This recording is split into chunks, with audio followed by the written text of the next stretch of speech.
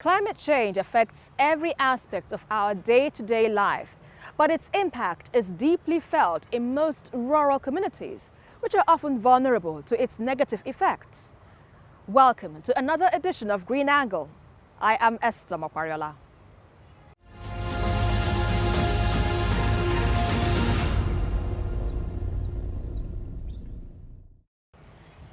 As extreme weather events continue to shape our environment, there are concerns that climate change will greatly affect the poor and vulnerable. Most importantly is the impact it will have on women and girls in rural communities. While the month of March celebrates the role of women as nation builders, it also seeks to advance gender equality in the time of the climate crisis. Climate change, a global crisis that affects women and men differently across societies. In most rural communities, women are often responsible for gathering and producing food, collecting water, and sourcing fuel for cooking. Climate change makes these tasks even more difficult. Extreme weather events such as drought often have a greater impact on the poor and most vulnerable. This year's International Women's Day had as its theme gender equality for a sustainable tomorrow with the hashtag Break the Bias, aims to advance gender equality in the time of climate crisis and raise awareness on the importance of institutionalizing protective and democratic systems for the prosperity of women. Do you remember your 10th class interview? As part of its own contribution in promoting the cause, the African Women Water, Sanitation and Hygiene Network and Corporate Accountability and Public Participation Africa held a roundtable discussion event with women and girls from schools and local communities. And then when you look at some of our communities, you realize that women are still the burden bearers of the family, at least culturally. So when you talk about livelihood of the family, providing food, agriculture, you find women there. So by the time you have a situation where, as a result of climate change, there's drought, or the waters are polluted, or there are even oil spills, or there's gas flaring, these women usually cannot go about their businesses as usual. And that begins to tell on the family. So all of these are issues that are interwoven. So Nigeria being our case study, being our home, and my home as a matter of fact, I think we need to do a lot more in the area of policy and laws. The participants had the opportunity to discuss, learn, share, and inspire one another towards building confidence and cultivating inclusive mindsets to forge ahead in life. I'm looking forward to be a great girl, a great woman in society. Boys are not the only one allowed to achieve bigger dreams. Girls have the opportunities. I believe girls have the opportunity to dream high. Sometimes, again, you will say the feminine, the female gender is supposed to be a nurse, a teacher, while the man is supposed to be an engineer. For God's sake, where is that written? Women, go and be the best engineers, go and be the best technologists, go and be the best ICT people, and then do everything, because after all, it is said, what a man can do, a woman can do better. It is believed state authorities and relevant power structures can reverse the gender inequality trend in Nigeria by investing in inclusive social protection systems that confront the challenges faced by women and girls. Our gender, our rights. Our gender, our rights. No woman, no nation. No woman, no nation.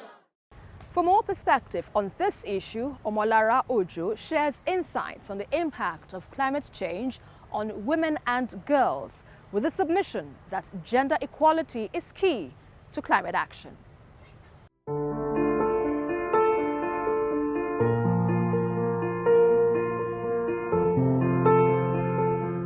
The impact of climate change is not even across board, as you already know.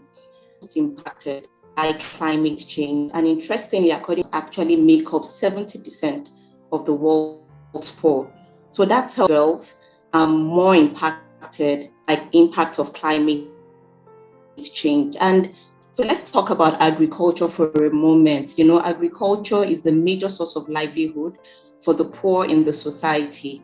And when you have climate change impacting agricultural yield, maybe there is, a flood or there is drought and they're not able to have as much produce as they should have, then that has an impact on their economic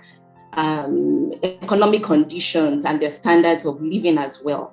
And when this happens, the next line of action could be, let's take our girls out of school, let them come support at home with making ends meet and making additional income from the family. They can do some domestic work, they can support on the farms, they can help with selling and of these young girls. Another scenario is, let's look at where there is a disaster, maybe there is flooding, people are displaced from their homes. In such conditions, social standards, quality of life drops, and this also would have mortality rates, infant mortality rates, just to mention a few.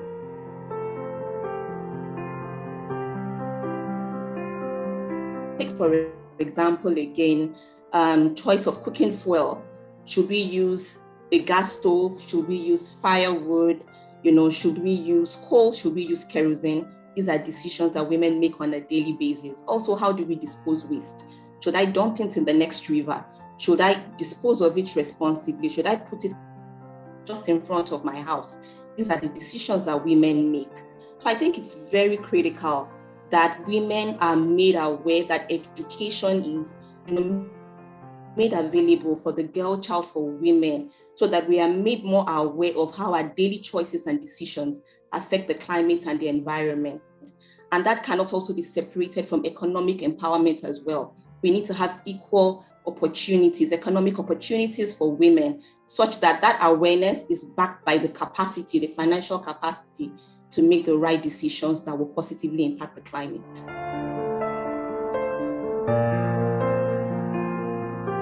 So, sustainable growth and development in that regard, when, people are making more responsible choices, people, women are able to make the right choices in terms of how we cook, how we dispose of our waste, how we source electricity, then we can have more broad-based development, more inclusive growth and development across board.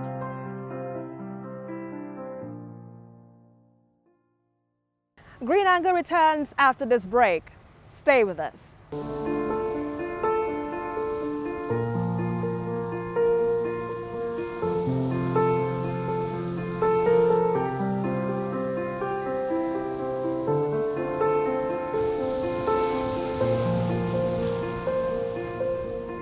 I'm right here in Alpha Beach, previously known for its tourist attraction. But sadly, the raging waters you see right behind me has claimed hundreds of homes deep into the ocean, a call for the residents asking the government to do something about their situation.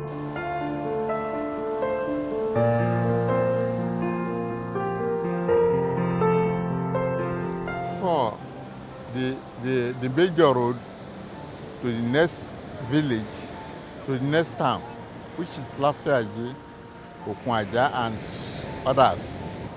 These stones that we're looking at, there is a road, there's a tide road, which was done by the chairman of local government. That the water has washed everything away. No more. Our houses, even the central mosque of the community, everything has been washed away. If you go down to the other side now, after about four or five strolls, you see how the water has turned the area. It has leveled. We are talking of the central mosque. Central mosque always be at the middle of the community of a town. Just take many houses.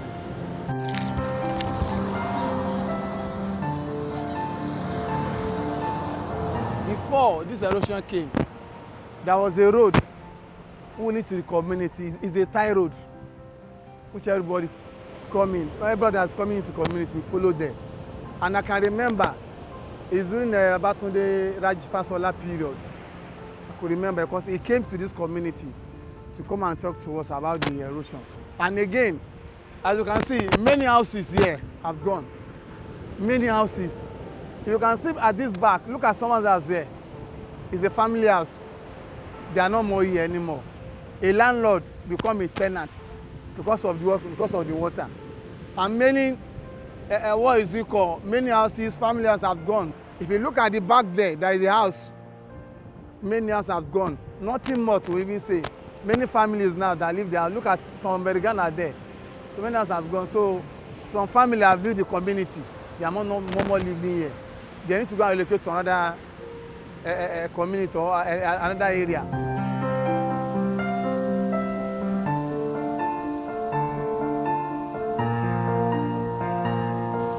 Before, when you came to Alpha Beach to come and flex or you come and enjoy yourself during Christmas period or any festival, if you came, you would not like to go back. There's a coconut tree. It's being planted by the state government. Beside this beach, everything has gone. No more coconut tree. We are facing this challenges now. It's more than, let me just say,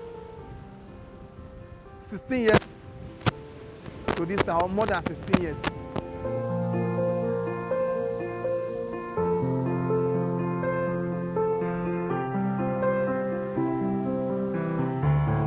How did water affect you?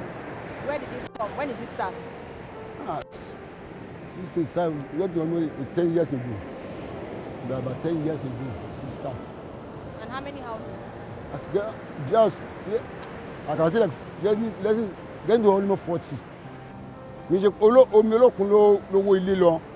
Already, parity will get to almost 10 years, after 10 years ago, you hear the apple. So, both my sister, I want to borrow me and bomb me, I did your policy, and the other one. For the quick thing happen. Kò ní pé bí òru, kò ní pé bí ọ̀sán. Ó ṣàkọ dédé bí mi àti pé ìgbà yẹn lóhùn náà nígbà tó máa sọ̀rọ̀ sọ́bọ̀ náà. Wọ́n ní ilé tó kọ́ sí bábìtì yẹn, Ọlọ́run ló kọ́ sí ẹ̀. Kó ní pé wọ́n to àwọn òkúta wọ̀nyí fún wa. Àìmọye ilé tó ti wó lọ gan tó ti wà nínú omi. So both my everything. So later, àbúrò mi kò wá ní ṣọ́ọ̀bù ńbẹ̀ yẹn. So àbúrò mi lọ fún ìgbà tí wọ́n wá rí mi tó ṣe mi, máa tọrọ ṣọ́ọ̀bù ní ọwọ́ ẹ̀. Ó ń bẹ́ kí n lọ túnṣe kéèmì àti wọn fámìlì mi ká máa manage ibẹ̀. A ní hospital tẹ́lẹ̀, Olókun ti gbé hospital wa lọ títí dìsín àná hospital, àní school, ànájà, ojú ọ̀nà wa ò dẹ̀ dá, kò sómi, kò síná. Ti hospital tẹ́lẹ̀, àwọn ọlọ́mọ, àwọn tó bá rẹ̀ wọ́n wá tẹ́lẹ̀, ṣùgbọ́n kò sí hospital nísìnyí mọ́. Wọ́n máa ń lọ sí health center ní Jákàndé, Igbó Ẹ̀fọ̀, Ìkàtẹ́.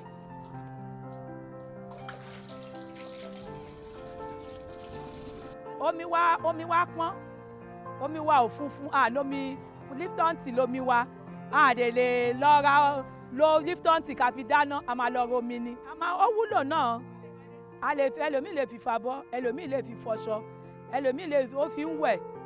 Yàrá pé oníkálukú ṣùgbọ́n àkọ́ lè fi dáná ni. Omi pọ́ǹpù tó ń gbé wá láti Àjà, àwọn táǹkì ló máa wá já fún wa, lè máa ra lọ́wọ́ àwọn tó ń tún tà. Ike ọ̀dà 150, ike 25 litre 150, 200 bó ṣe ń tà nìyẹn.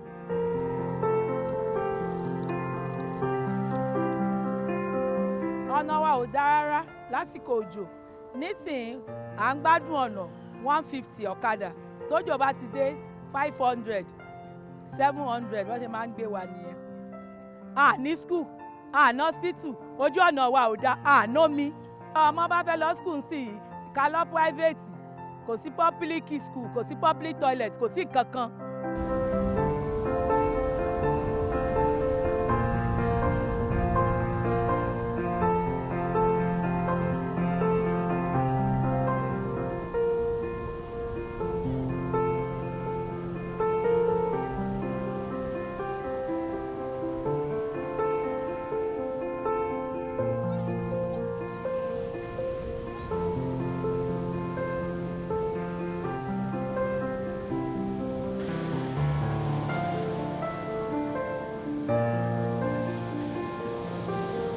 the raging ocean of Alpha Beach is gradually claiming homes, hospitals, and even worship centers in this community.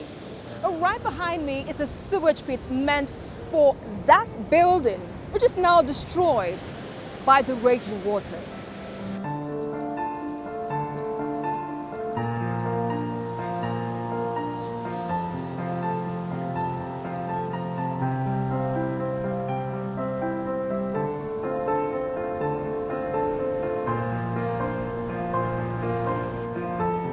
My own mother house, somewhere else.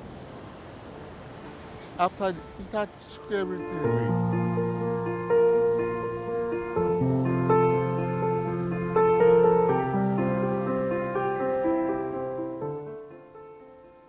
We want federal government to assist us in this community. We just want the assistance. We want intervention of the federal government, the state, and the local to come in our aid.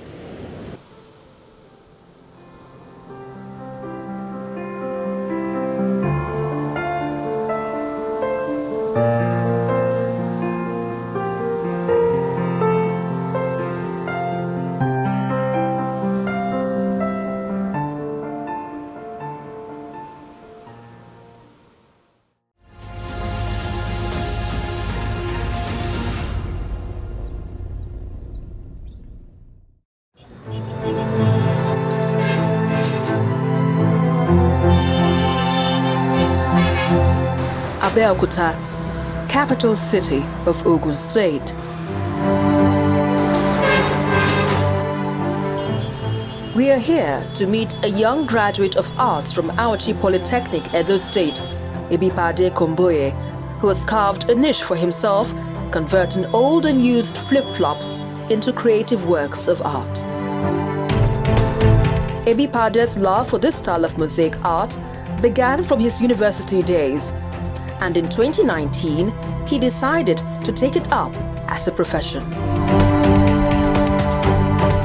Ebipade sources for his own materials, washes, disinfects, cuts them to bits, then separates the various colors of flip-flops into plastic containers before they are joined together to form a masterpiece. With an eye for detail, ensuring every piece captures the beauty of art he creates, most of his works take him about 2 to 3 months to complete. He believes his style of art will reduce the amount of non-degradable waste in the environment and promote sustainable solutions.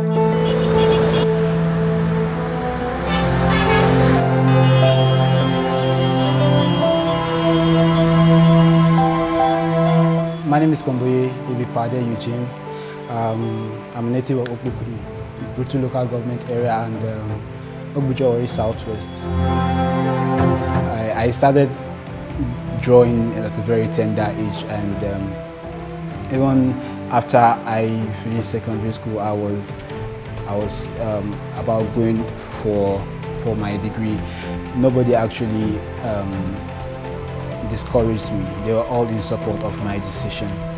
I trained at Auchi Polytechnic as a painter, and ever after graduation, I've been a full-time studio practitioner, recycling flip-flops into mosaic. The material is not something I can take credit for. Even it has been in the school system. Many people have used it over time. So, but immediately after it was given as an assignment most times. So immediately after assignment, people will just forget about it. But personally, I think there's something that just resonates with sticking things one after the other. And the moment I got the material, it's just click. Before the material, I've worked with collage, cutting papers into tiny bits to create art. I've worked with grains of rice, I colored them, and I've worked with button. So having this one, it was just like a door that was just opened for me. Minimally, for the smaller size of work I've done, I've spent up to 5 weeks. And for those ones that are behind me, some of them are up to 2 months have to rearrange and all the process is just there. So let's just say roughly 2-3 months for like this one that I have behind me. Before I start working, it's part of planning. I have to select the family of colors I'm using. So what I have there is a palette. I created different colors. Those colors, they are actually not just for the color, but I'm also looking out for their tones, their tonal value, their shades, and this is what helped me build my work. After getting my material, I have to wash them. I wash them. After washing them, I cut them into different colors, different tones, different shades, and arrange them. So in that way, it makes my work a little bit easier because I will know when I have my picture, I have what I'm working on, I know the shade, the tone, and the values.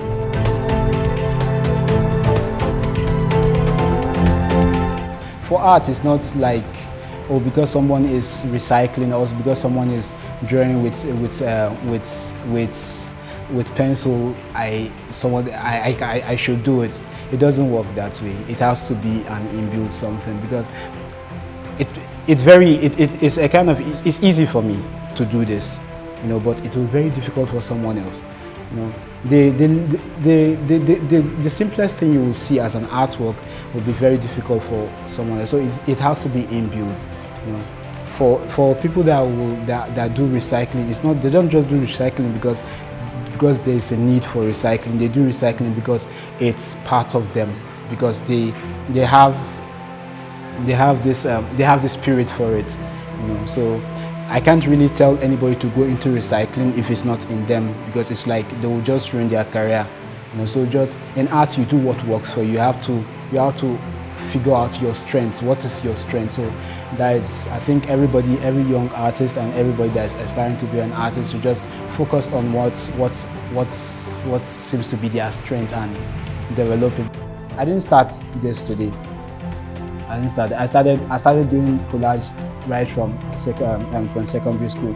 So you see, even when I went to Auchi Polytechnic for my national diploma, it actually, apart among all the assignments that I was given then, that one, the one that have to do with this arrangement of material, was like the one that interests me more.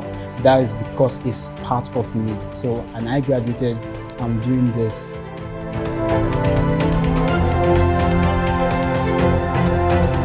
care about my environment because this stuff, they affect the environment, and I am part of the environment. So if the environment is harmful, definitely I'll be the victim.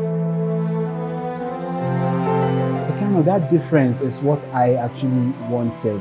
I wanted to be I wanted something to give me an identity. So when I was introduced to it, I saw it as a golden opportunity. Then I stretched it out to my environment by picking up the Dunlops, the flip-flops, and all that around my environment. Yeah.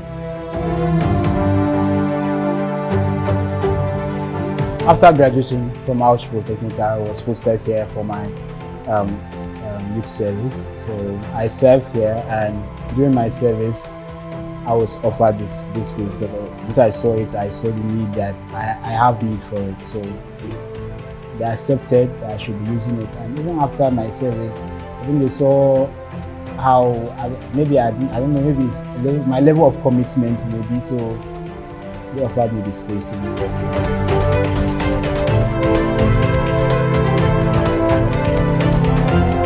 Life is in stages. You know, I get to the apex of this building. There's no more ladder to climb. So I really don't want to go through the elevator. I want to go through the stairs. I just want to enjoy the process and see how I grow. So I just want to let the process speak.